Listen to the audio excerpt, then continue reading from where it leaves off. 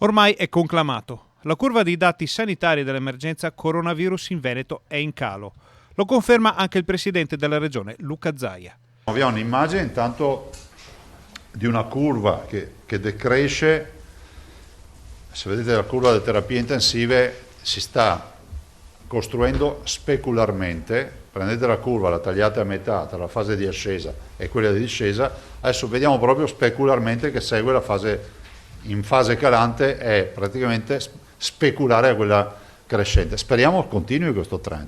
La situazione delle ultime ore è importante dato che i ricoveri sono scesi sotto il valore massimo rilevato a marzo per quanto riguarda le terapie intensive. 339 terapie intensive, la notizia di oggi è che siamo scesi sotto il valore massimo di marzo. Il valore massimo di marzo era 3,56, 31 marzo se vi interessa.